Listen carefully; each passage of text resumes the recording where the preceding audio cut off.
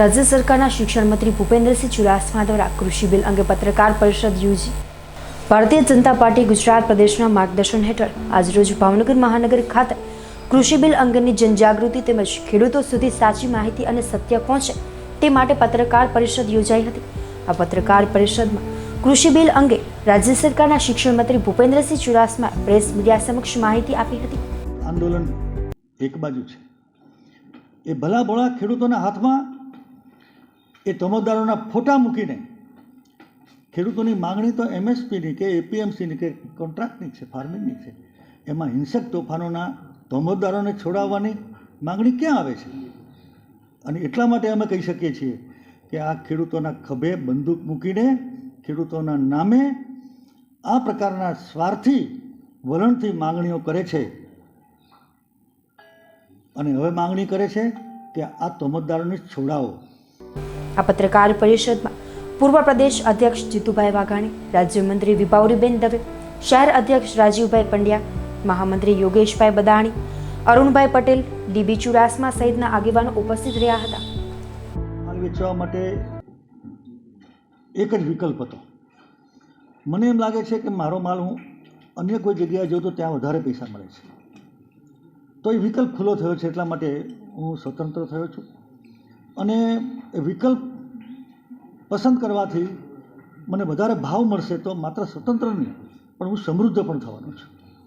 જે farming contract જે છે એની અંદર કોઈ કંપની છે ખેડૂતારે માનો કોન્ટ્રાક્ટ કરે એટલે 1000 રૂપિયામાં કોન્ટ્રાક્ટ કોઈ જણસીનો કોઈ ઉત્પાદનનો થયો, પછી માનો કે ભાવ 900 રૂપિયા થઈ ગયા તો એમાં ખેડૂતને તો 1000 રૂપિયા જ આપવાના નહીં, 1000 જ આપવાના, પણ માનો કે 1200 રૂપિયા થાય તો એમાં પણ ખેડૂત ભાગીદાર, એટલે સમૃદ્ધ થાય, ખોટમાં ક્યાંય ભાગીદાર નથી। જો તમને કહું કે અદ્ભુત છે, હું ઓફિશિયલ કહું છું કે નાનો ખેડૂત જિંદગીભર સુધી પોતાની જમીનનો માલિક રહેવાનો છે।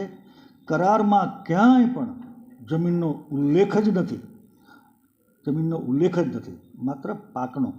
પેલો અસલામત ખેડૂત છે ને એ હવે સલામત થવાનો છે, એટલે માનો કે 1200 રૂપિયા થાય તો એમાં ખેડૂત એમાં ભાગીદાર, ભાવ વધારાનો ભાવમાં એ ભાગીદાર। બાપુ આપે કહ્યું કે ખેડૂતોને વીજળી પૂરતી જો કે અમે જ્યારે જ્યોતિર્ગ્રામ કર્યું ને, આ નવી યોજના હતી, દેશમાં ક્યાંય નહોતું।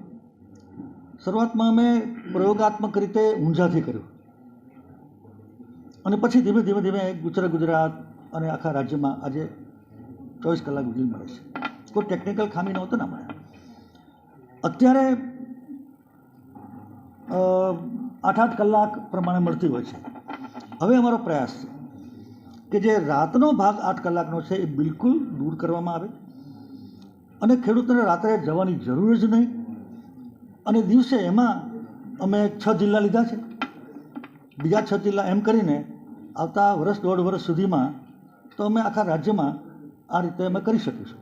એટલે આ પ્રયાસ પણ આખા દેશમાં બીજે ક્યાં આવું સમાધાન ના હોય। તમે તર્ક કહો કે એપીએમસીથી શું નુકસાન છે તો હું તર્ક કહું, તર્ક તો કંઈ કહી શકતા નથી, કારણ કે બધી સચ્ચાઈ। અને બીજું કે સ્વામિનાથને પણ કહ્યું છે, પાર્લામેન્ટમાં પણ એ લોકોએ ભાગીદાર થયા હતા ચર્ચામાં, બધી રીતે।